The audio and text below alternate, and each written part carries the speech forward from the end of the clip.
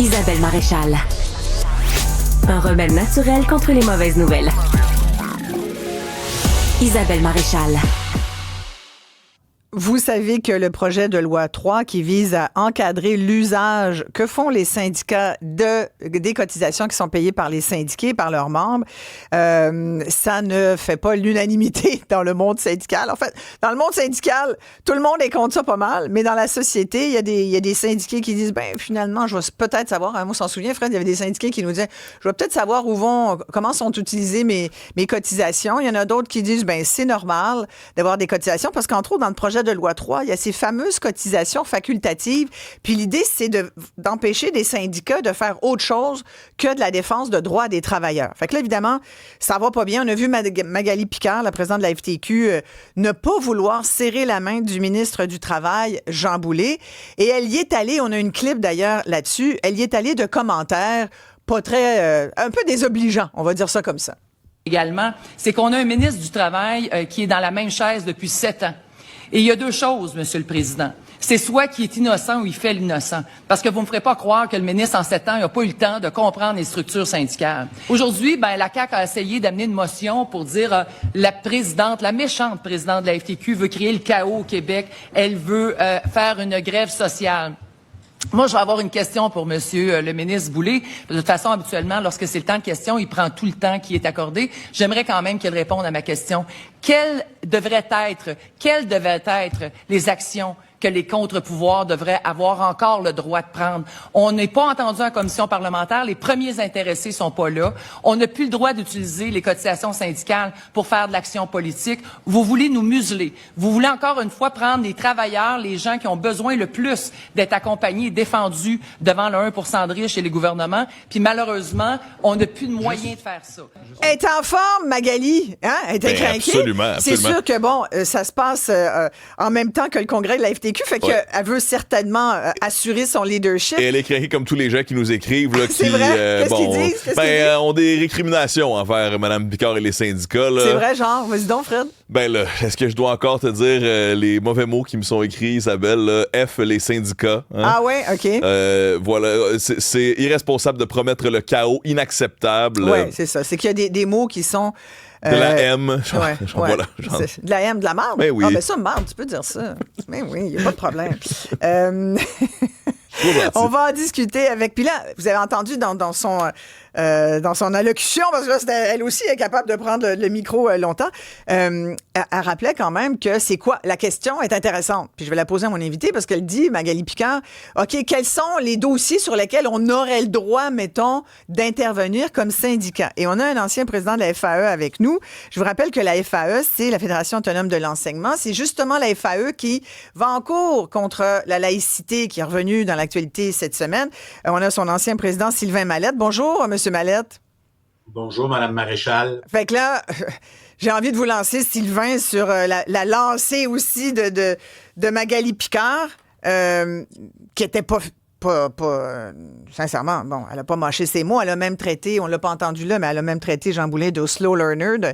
Elle a dit franchement, il est pas vite s'il est pas capable de voir comment ça fonctionne les syndicats. Votre réaction, Sylvain, par rapport à ce qui se dit jusqu'à maintenant, là?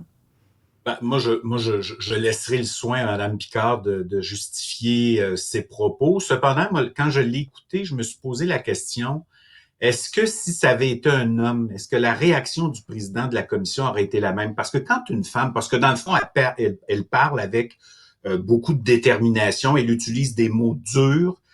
Clairement, elle est en désaccord avec le projet de loi 3, comme beaucoup d'organisations syndicales.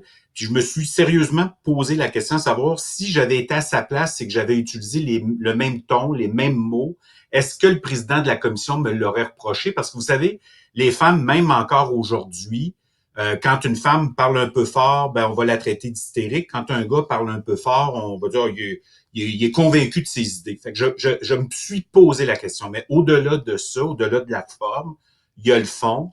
Et je pense que il y a des questions tout à fait légitimes qui sont posées par le projet de loi 3.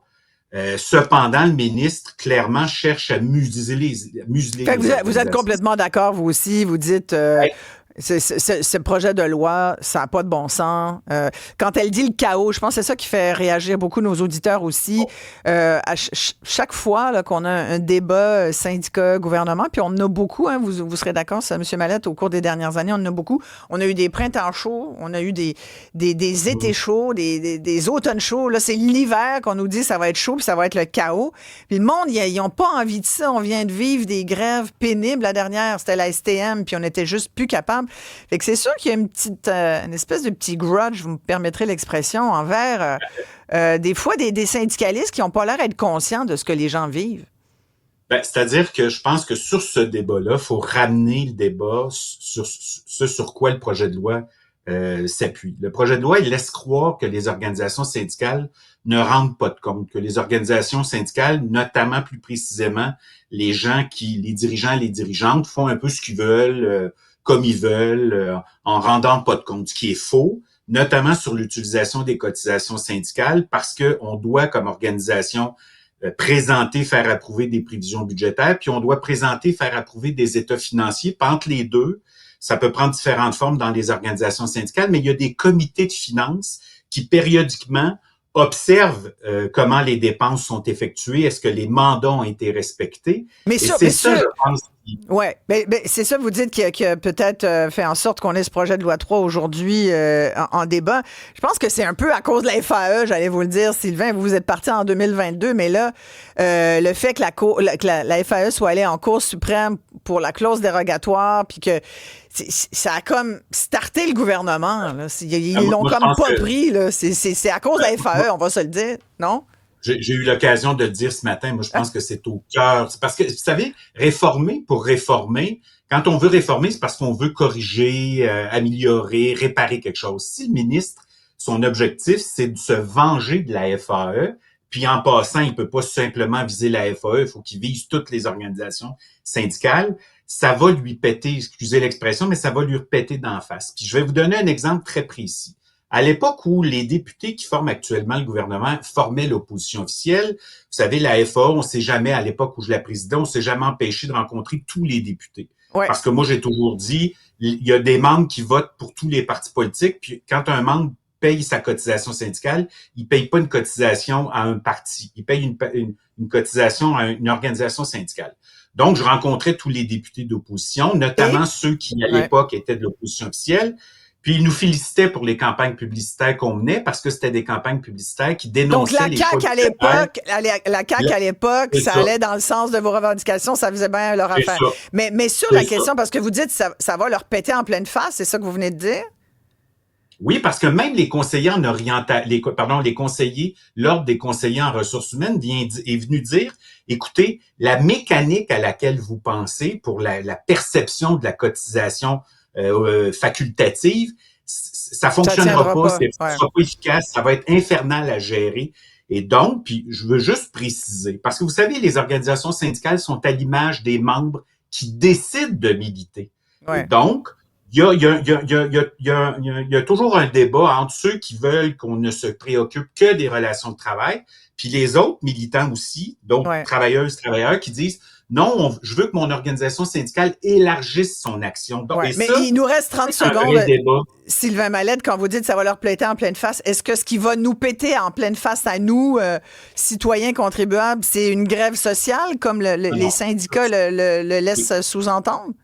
Écoutez, moi, je souhaite aux dirigeants actuels de la FAE une bonne chance s'ils veulent aller convaincre les membres qui ont fait 22 jours de grève d'aller faire une grève sociale. Ça, je n'y crois pas. Okay. Il y a dans un régime démocratique ce qu'on appelle des élections et les citoyens, les électeurs choisiront le parti à qui il confiera le mandat de gouverner. Bon, ben on va vous prendre au mot, Sylvain. On veut pas de grève sociale, c'est la dernière chose dont on a besoin au Québec, je pense qu'il faut le dire. Merci beaucoup d'avoir pris le temps de nous parler, Sylvain Mallette, ancien président de la Fédération autonome de l'enseignement. Merci beaucoup, Fred Bastien. Un grand plaisir. Merci à toute l'équipe, Justine, Sébastien et Olivier, et surtout, merci à vous. On se retrouve demain.